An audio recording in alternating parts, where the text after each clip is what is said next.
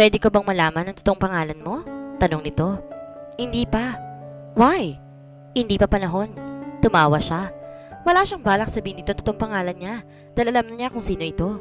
Bihira naman siguro may pangalang Bray at nang makauwi siya noon, naalala niyang narinig na niya minsan ang pangalan nito. So she did some research over the net. May picture pa rito roon kaya nasigurado niyang ito nga ang Bray na pinag-uusapan sa lahat ng dako. Hindi niya pwedeng sabihin kung sino siya dahil may posibilidad na narinig na rin ito ang kanyang pangalan. Bahala ka, it's your game. Game? Yeah, a game, hindi ba? Anitong may pilong kislap sa mga mata nito. Hindi niya alam ang ibig sabihin nun. Sa condo unit mo tayo pupunta? Wika na lamang niya. Hey, I thought you were asleep that night. I was. Pero alam niyang Makati like the back of her hand.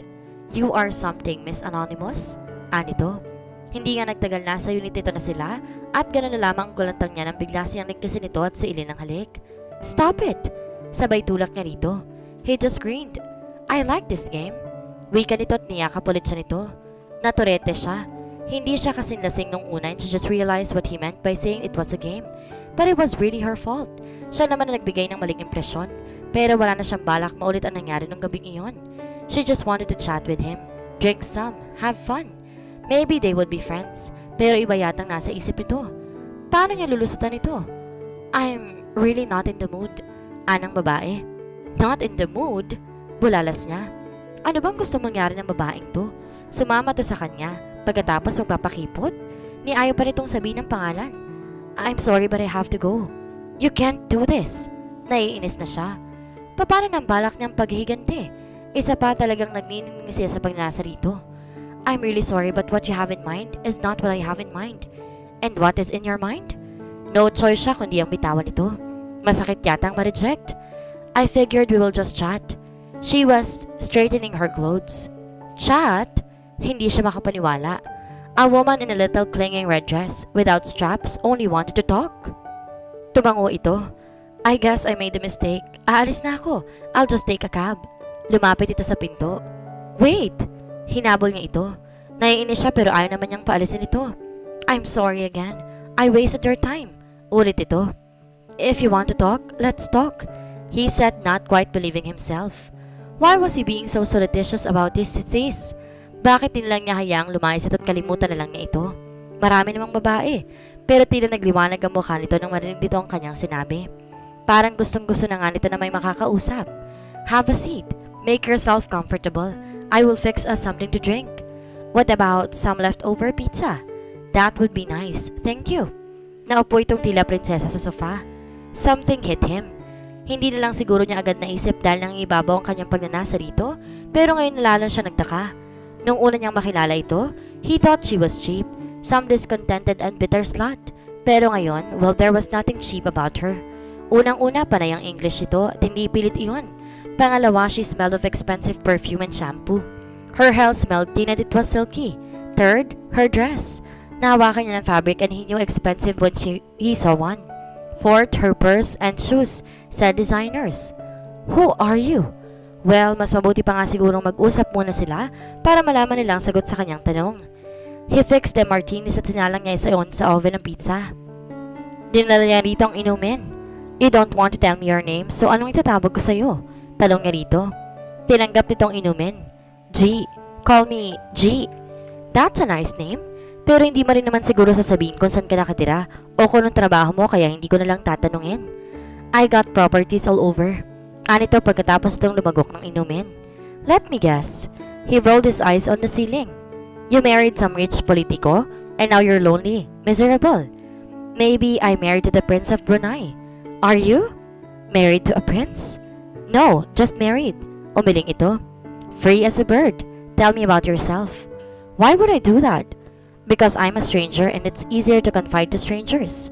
Napangisi siya. Then how come you're keeping your identity from me? Because I know who you are. You're quite famous, Bray Ledesma.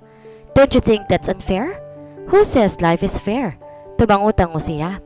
I'll check the pizza. Bumalik siya sa kusina at iniahon niyang pizza.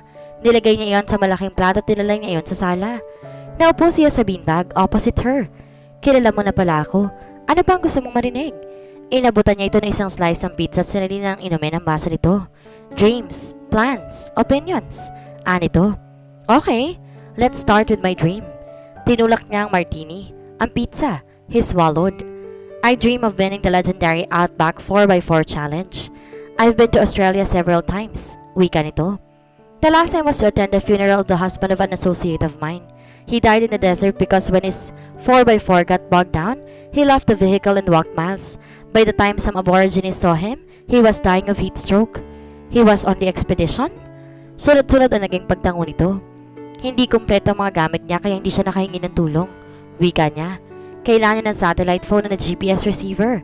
He broke the golden rule of the challenge. And that is? Staying with his 4x4 no matter what. Australian Coast Watch planes conduct routine patrol. They might have saved him. He was amazed. How come you know about these things? I'm a princess, remember? I travel a lot. I meet lots of people. Or maybe she was some real high-class prostitute catering only to the rich men. At bigla siyang kinabahan. Paano kung lahat ng ito'y bahagi rin lang ng trabaho nito?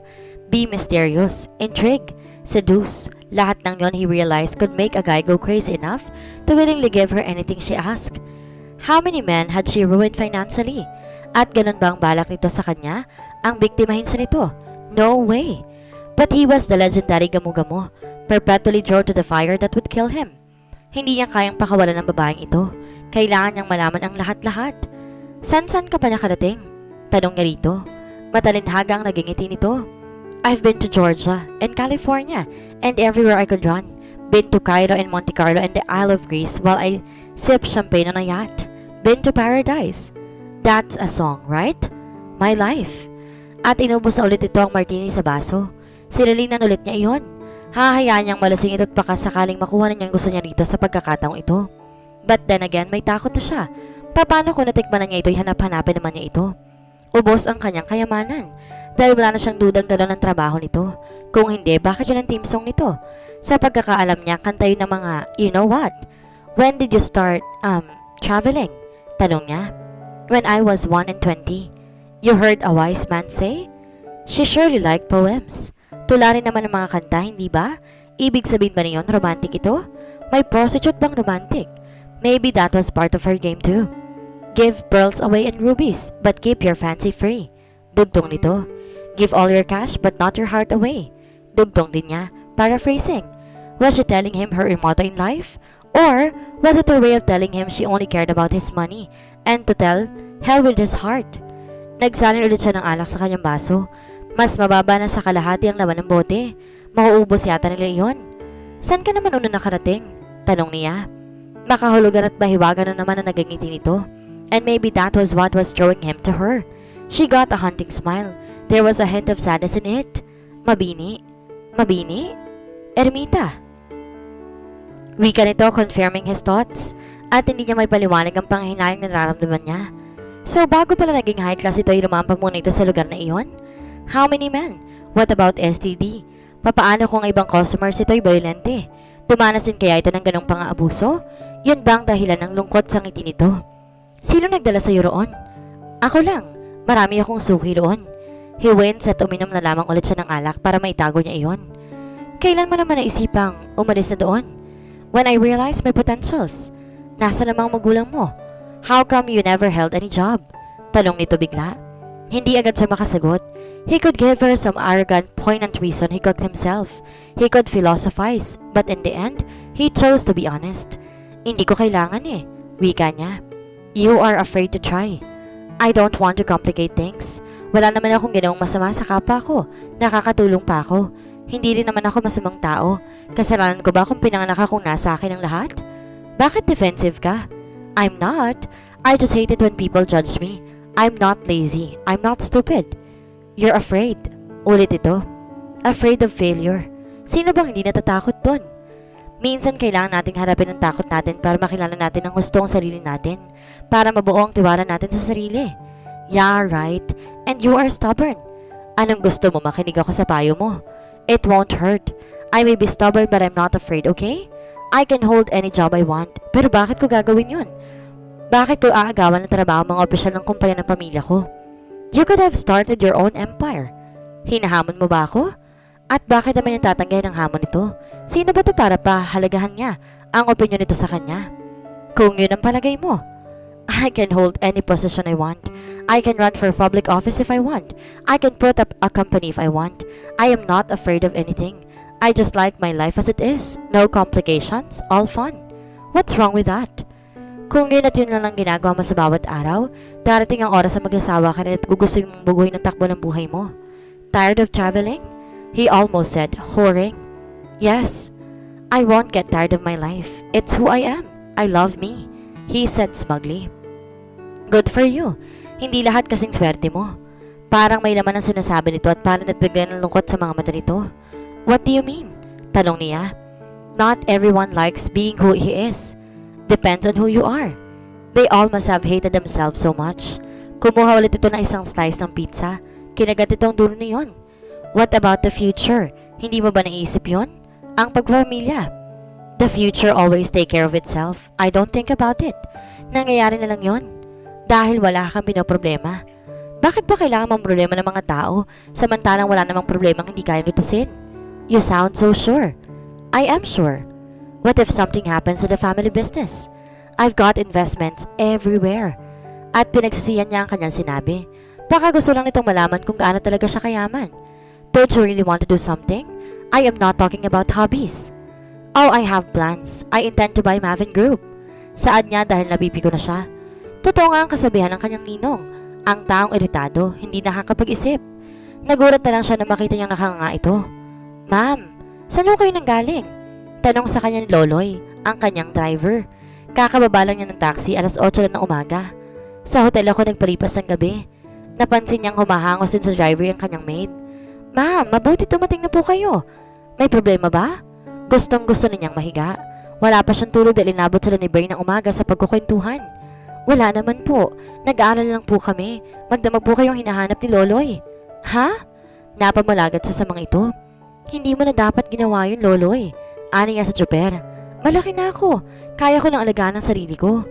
Kasi po, ma'am, ngayon lang po nangyaring umalis kayo hindi naman namamaalam kung saan kayo pupunta at hindi kayo nagdala ng sasakyan. I'm sorry kung nag-alala kayo. Magpahinga ka na rin. I'm going up to my room. Binilingan niyang maid. No phone calls. Opo, ma'am. Gusto niyo po bang mag-almusal muna? Kumain na ako. Salamat. She had vegetable and omelette for breakfast. Si Bray ang nagluto. It was good. Kung kailan masasabing wala siyang trabaho sa kanya naranasan ng heavy breakfast. Bray loved to eat at mahirap na hindi mahawa sa appetite nito. Binuksan niya ang kanyang silid. It was the same way as yesterday. Nung umalis siya, hinubad niya ang kanyang trench coat then her red dress. Kailangan niyang patungan niyo ng mahabang coat para hindi naman magulantang ang mga kasambahay niya. Baka isipin ng mga ito nagwawala na siya talaga. She donned a white shirt at nahiga na siya. But sleep did not come at once. Ginunita muna niya ang mga napagkwentuhan nila ni Bray. How fun it was. Hindi niya kailangan magpa-impress dito dahil alam na niya kung anong tingin nito sa kanya. Whore. Pero parang baliwala yun dito. He talked to her as if she was his best friend. They argued a lot, agreed on some things, but they definitely had a good time. Alam niya maging ito hindi makapaniwala. Hindi naman siguro siya ipagluluto nito at pagtsatsagaan siyang magdamag kung hindi rin ito nag-enjoy sa company niya.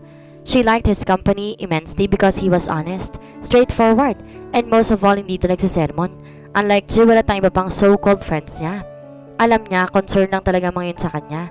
Mahal siya ng mga yun, kaya lang nakakabing yung mga pangaral ng mga yun. Hindi rin niya gustong awang nakikita niya sa mga mukha ng mga yun kapag kausap siya ng mga yun. Kay Bray, wala siya nakikitang awa kahit mali pang pagkakakilala nito sa kanya. She preferred it that way. Hinila niya ang isang una na tiyakap niya iyon. Bray was so nice and charming. No wonder he was popular kahit pa sabing wala naman itong ginagawa sa buhay nito kung hindi ang magpasarap. A rich bum. But somehow, hindi nabawasan niyon ang kanyang respeto dito. She liked him no matter what. Siguro mas gusto lang talaga nitong ganung buhay. Walang komplikasyon. Doing as he pleased. She wanted to see him again. Patulog na siya nang maisip niya si Alan and she had to smile. Nabawasan ang impact ng betrayal nito. It did not hurt that much anymore. Dati kapag naiisip niya ito, she would feel an almost physical pain in her heart. Wala na yun ngayon. Ang nasasaktan na lamang ay ang kanyang pride. Still, hindi niya alam kung dapat pa siyang matuwa roon o hindi. She felt both happy and sad. Happy that the pain was almost gone. Sad because without the pain, ano pang dahilan para hindi niya ituloy ang kanyang dating buhay? It was the pain that drove her to her decision, no matter how immature it was. Well, she had made the decision at hindi niya ibabaguhin pa iyon. Kapag bumalik siya sa trabaho, mawawalan na siya ng panahon kay Bray. and they were planning an out-of-town trip. He said he would take her sailing and she dreamt of a lovely marina with lots of boats under the bluest sky she had ever seen. Or was it the first time she noticed the sky? Is there something wrong with my portfolio? Masayang wika ni Bray kay Jewel. Inimbitahan siya nito sa bahay nito. It was more like a chateau. Alam niyang isa lang yon sa mga properties ito. A maid had led him to a terrace with a hanging garden, mountain views all around. It was so hard to believe he was in Fairview. But a long conference table was definitely out of place, lalo ng ibang pang taong naroon, all in business suits. Nothing to worry about, Bray. Wika ng babae at pinakilala siya nito sa mga taong naroon. The Mavin Group people. You are selling, definitely? Aniya sa mga iyon. That's why they here. Ani Jewel at inanyayahan siya nitong maupo sa tabi ng lalaking mukhang isang buwan ng puyat. Kahit planchadong suit ito'y haggard ang anyo nito, mukhang harassed. His name was Greg. Nakipagkamay siya rito sa lahat. May problema ba ang Mavin? Tanong niya, hoping he did not sound stupid. Business matters did not interest him, therefore, his knowledge was limited. Besides, hindi naman siya seryoso sa deklarasyon na yung gusto niyang bilhin ang Mavin Group. Paano niya patatakbuhin ng ganun kalaking negosyo? Sa pagkakaalam niya, the group consisted of an ice cream house chain, a remittance center with branches all over the country, clothing stores in all the malls all over the country, and a toy store, same number of branches. Ranji Escudero founded the Mavin Group. Wika ni Jewel. So I've heard. Aniya. Her decision is a hasty one. Wika ng kanyang katabi, si Greg. Kung ayaw na niya, wala namang masama roon. Baka gusto na niyang mag-migrate sa Europe. Aniya. What would happen to your people kung magpasya kang ibentang negosyo mo? Tanong ng isang babae sa kanya. Alice ang pangalan. Bago ko naman gawin yon, titiyakin kong well compensated sila at may mapupuntan sila. Hindi naman ako basta-basta mawawala. Hindi naman siya ganun ka-immature.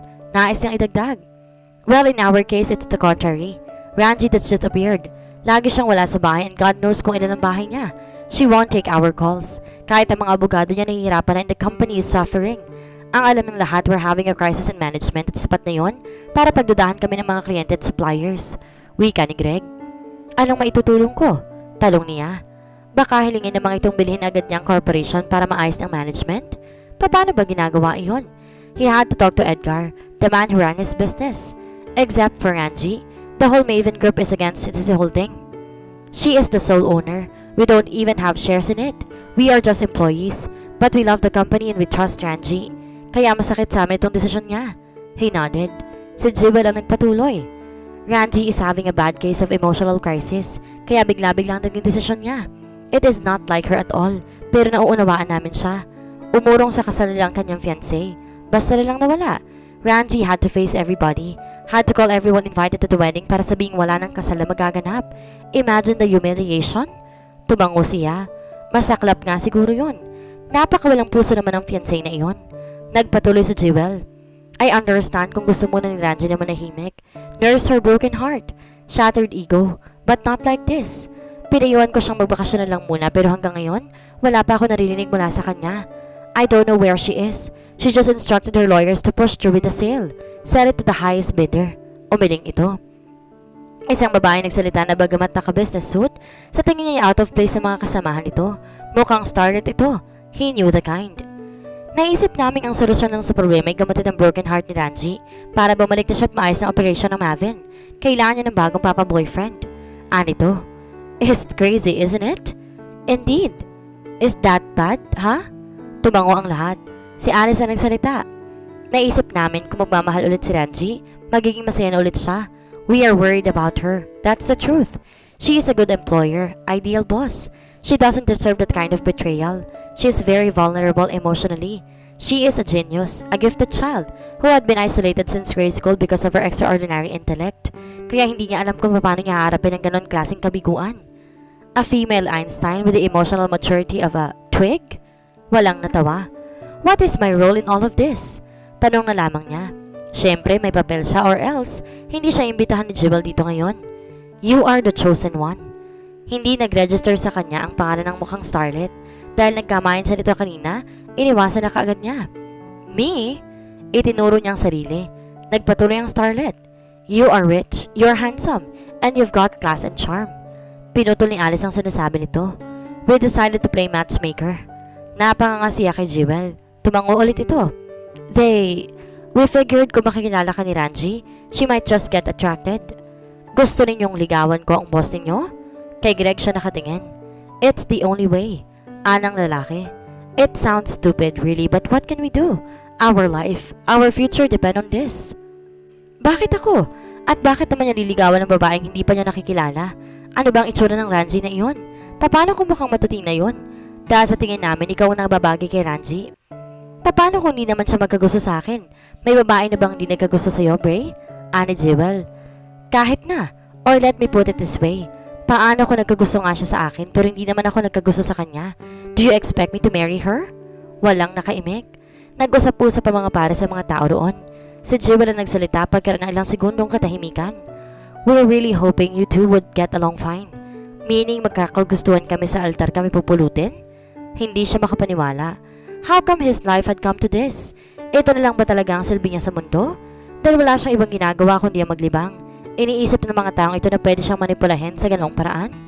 Had he been busy lawyer or a banker or a doctor or a ruthless businessman? Lalapitan ba siya ng mga ito para sa ganitong klaseng palabas? Hindi siguro. At masakit yon para sa kanya. Ano ba siya, puppet? Ranji is beautiful and nice. So are hundreds of other women. Sarkastikong sawika niya. Please don't be offended, Bray. We did not mean to offend. We're desperate. We're only asking you to give it a try. A week perhaps. Kung hindi mo talaga type si Ranji. Pero hindi niyo naman hawak ang buhay ni Ranji. Hindi niya rin naman hawak ang buhay ko. Kami lang ang magdedesisyon kung sinong gusto namin makasama habang buhay. We are desperate, pare. Wika ni Greg. Naiintindihan ko ang reaksyon. Mabuti naman. Give it a try, Bray. Giit ni Jewel. That's all we're asking. Kung sa palagay mo after meeting her that it won't really work, then we won't insist anymore. He scanned their faces. Gusto niyang tumakbo palabas dahil wala siya nakikita sa mukha ng mga ito, kung hindi desperation. We need your help, Bray. Wika ni Alex. Ang ekspresyon nito'y kagaya ng ekspresyon ng mga unwed teenage mothers doon sa compound ng Mary Mediatrix House of Charity na tinatag ng kanyang papa kung saan siyang nakapirmang presidente. O house sa seguridad. Do you have a picture? Tanong niya. Kay Jewel nakatingin. Tumango ito sabay tindig. Pumasok ito sa bahay. Pagkalabas ito, isang frame photograph ang daladala nito at ibinaba nito iyon sa harap niya. The picture was that of a woman in blue gray business suit. Nakangiti sa camera habang may hawak na plaque. Nakapasod ang buhok nito. Nakasalamin at may itim na itim. Konting make-up, pero sapat na para makilala niya ito. He just spent a night chatting with her. Oh God! Usal niya.